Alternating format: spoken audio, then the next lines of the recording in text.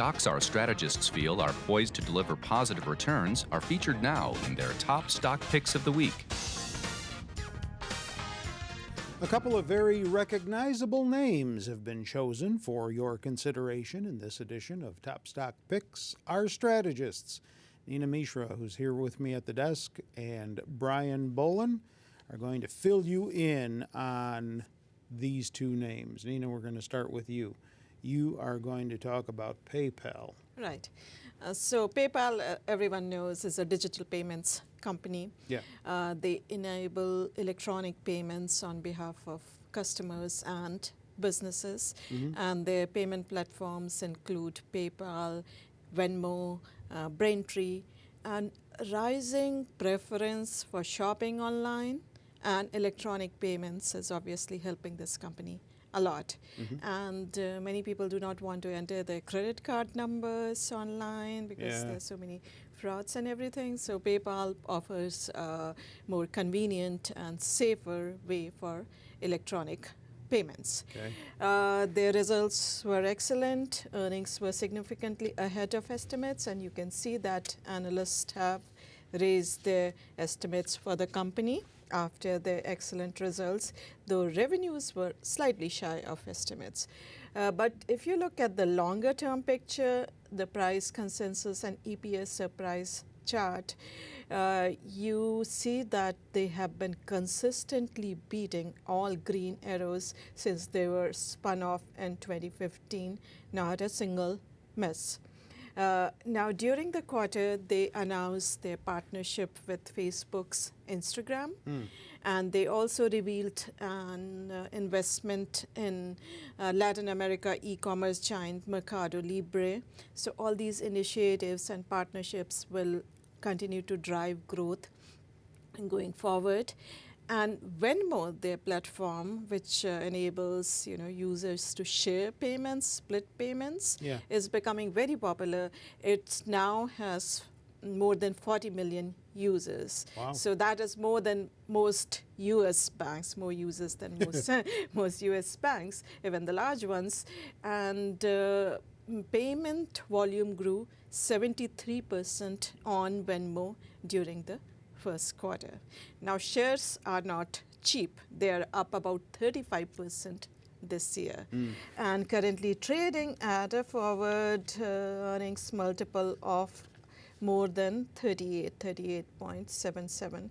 But given excellent growth potential, I think they are definitely worth a look. It's a Zacks rank number 2 stock. Okay.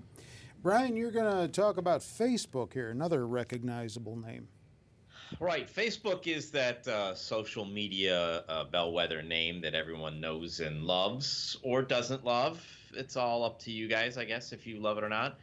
But we got Facebook here. FB is the ticker. It's a Zacks rank number 2, and that puts it as a buy.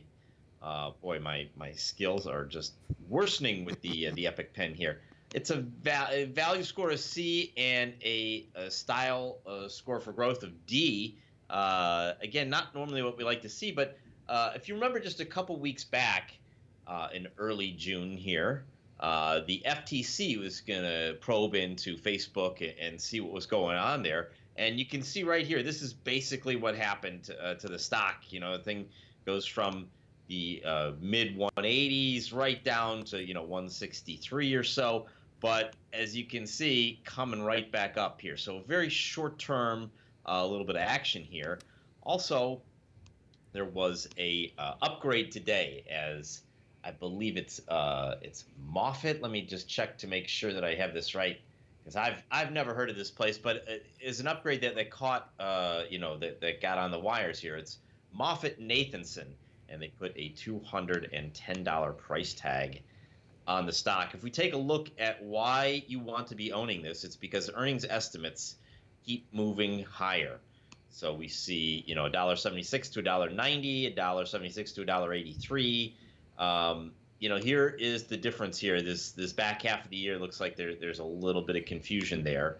But then next year, you can see things still are looking up. There was a significant miss last quarter, and I'm not going to lie, that was a little bit scary. But it's still Facebook. Everything is still growing. And if we take a look, at why we say, is this thing still growing? And we say 26% year over year. And, we're talking billions of dollars. And then when we look at the forward PE of only 24 times, that keeps our peg right in line here at about 1.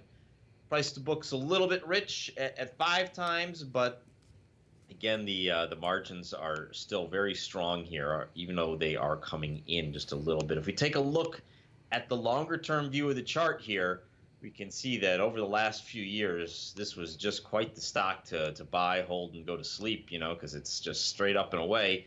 Then we had that pullback for the fourth quarter, and then it's bounced back up near those highs, and then the most recent FTC thing, and then another bounce back up. So I believe this stock is headed back to $200 a share in the near term, and therefore it's something that we should all be looking at a little bit more closely. All right. Do you own either of these two stocks? I do not. Okay. Nina, how about you? I own Facebook in my personal trading portfolio. All right. Thank you for that.